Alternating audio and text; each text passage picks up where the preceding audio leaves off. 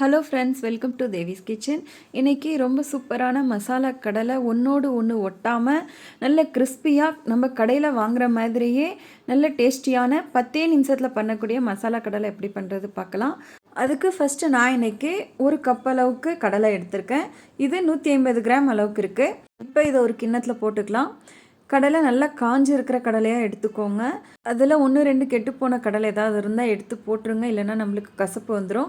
இப்போ இதில் நம்ம சேர்க்க வேண்டிய மசாலாலாம் சேர்த்துடலாம். ஃபஸ்ட்டு அதுக்கு 3 டேபிள் ஸ்பூன் கடலை மாவு,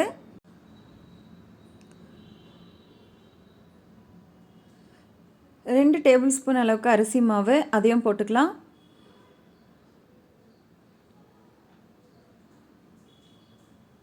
இப்போ அடுத்ததாக காரத்துக்காக நான் இன்றைக்கி காஷ்மீரி சில்லி 1 டேபிள் ஸ்பூன் அளவுக்கு போடுறேன்.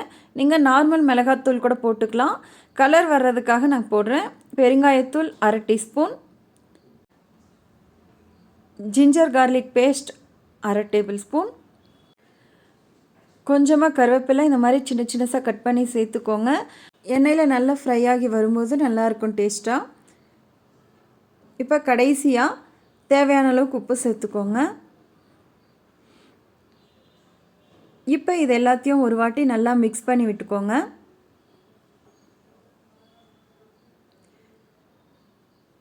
இந்த மாதிரி மிக்ஸ் பண்ணதுக்கப்புறமா நம்ம இதில் கொஞ்சமாக தண்ணி தெளித்து மட்டும்தான் நம்ம சேர்க்கணும். நிறைய தண்ணி ஊற்றக்கூடாது. கொஞ்சம் கொஞ்சமாக தண்ணி தெளித்து இந்த மாதிரி கலந்துக்கோங்க. உங்களுக்கு அந்த மாவு கலக்கிறதுக்கு எந்த அளவுக்கு வேணுமோ அந்த அளவுக்கு தண்ணி தெளித்து மட்டும் இந்த மாதிரி கலந்துக்கோங்க. கடலையில் உங்களுக்கு மசாலா கம்மியாக வேணும்னு நினச்சிங்கன்னா கடலை மாவு அரிசி மாவு கொஞ்சம் கம்மியாக சேர்த்துக்கோங்க. அப்போ கோட்டிங் ரொம்ப கம்மியாக இருக்கும். இல்லை உங்களுக்கு நல்லா மசாலாவாக இருக்கணும்னு நினச்சிங்கன்னா, கோட்டிங் நல்லா ஃபுல்லாக வரணும்னு நினச்சிங்கன்னா கொஞ்சம் நான் சொன்ன அளவுக்கு சேர்த்திங்கன்னா கரெக்டாக இருக்கும். இப்போ ஒரு கடாயில் எண்ணெய் ஊற்றி எண்ணெய் நல்லா காஞ்சதுக்கப்புறமா ஸ்டவ்வை லோ ஃப்ளேமில் வச்சுட்டு இந்த மாதிரி கடலையை எடுத்து ஒன்றா எண்ணெயில் விடுங்க. ரொம்ப மேலேருந்து போடாதீங்க, அப்போ எண்ணெய் கையில் தெரிச்சிரும். கொஞ்சம் கிட்டக்க வச்சு இந்த மாதிரி ஒன்றா போட்டிங்கன்னா தனித்தனியாக கடலை நம்மளுக்கு நல்லா வரும். அப்படியே உங்களுக்கு எண்ணெயில் டைரெக்டாக போட பயமாக இருந்ததுன்னா இந்த மாதிரி ஜல்லிடை கரண்டியை வச்சு இப்படி ஒன்றா வச்சுட்டு கூட நம்ம எண்ணெயில் அப்படியே போட்டுடலாம். இதுவும் நம்மளுக்கு ஈஸியாக தனித்தனியாக கரெக்டாக வந்துடும்.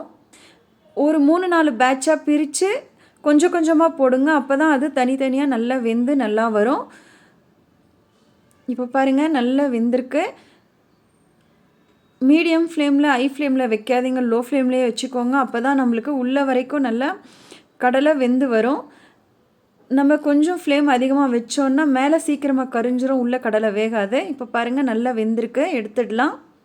சூப்பரான மசாலா கடலை ரெடி ஆயிடுச்சு. இதே மாதிரி மீதி இருக்கிற எல்லா கடலையும் போட்டு நம்ம பொரித்து எடுத்துக்கலாம். சூப்பரான மசாலா கடலை ரெடி ஆயிடுச்சு. இது ஈவினிங் டைமில் குழந்தைங்க ஸ்கூல்லேருந்து வந்ததுக்கப்புறமா அவங்களுக்கு கொடுக்குறதுக்கு ஒரு நல்ல ஹெல்தியான ஒரு நல்ல ஸ்நாக்காக இருக்கும். அதே மாதிரி பெரியவங்க எல்லாருமே நல்லா விரும்பி சாப்பிட்ற ஒரு நல்ல ஸ்நாக். நம்ம கடலெல்லாம் பொரிச்சதுக்கப்புறமா ஸ்டவ் ஆஃப் பண்ணிவிட்டு அந்த சூடாக இருக்கிற எண்ணெயில் கொஞ்சமாக கருவேப்பிலை போட்டு இந்த மாதிரி பொரித்து எடுத்து கடலை மேலே போட்டுட்டோன்னா சூப்பரான மசாலா கடலை ரெடி ஆயிரும். இதை நீங்களும் வீட்டில் ட்ரை பண்ணி பாருங்கள். இந்த வீடியோ உங்களுக்கு பிடிச்சிருந்ததுன்னா லைக் பண்ணுங்கள், ஷேர் பண்ணுங்கள், சப்ஸ்கிரைப் பண்ணுங்கள்.